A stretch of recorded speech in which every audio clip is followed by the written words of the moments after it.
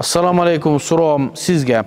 Bala enenin içinde жаңы 4 aylık bolup çoğoyup jatkanda aga perişte kelip anı jegen, içken, rızkısın, jaşagan, möөнөтүн, amaldарын жана бактылуу же бактысыз болору амал китебине жазып коет экен. Эгерде ал бактысыз деп жазылып калса, анда дуа менен өзгөртүүгө мүмкүнбү?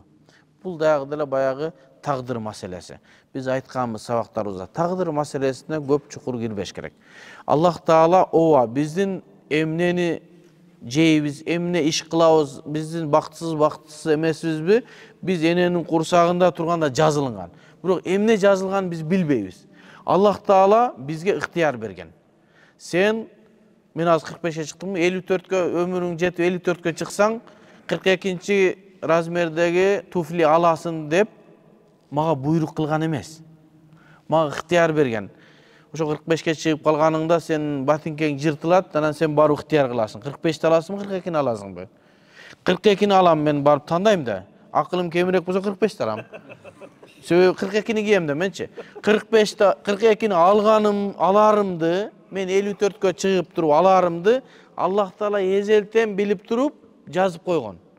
Бул 42-ни кылат деп. Болгону мен али тандай элекмин. Мен барып тандайм. Ошол тандарымды Аллах Таала эзелтен билип туруп жазып койгон. Ушуну кайра айтып атабыз, эмнегедир адамдарга жеткизе албайт ажа. Анан аны Аллах гана билет. Биз эмнени тандайбыз? Биз эмнени тандайбыз? Келечекте Аллахтан гана билет. А биз азыр билбейбиз.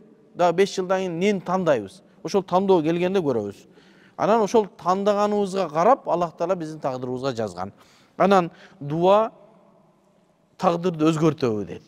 Ошол дуа кылсаң өмүрүң 75-ке чыгат, дуа кылбасаң 70-ке чыгат.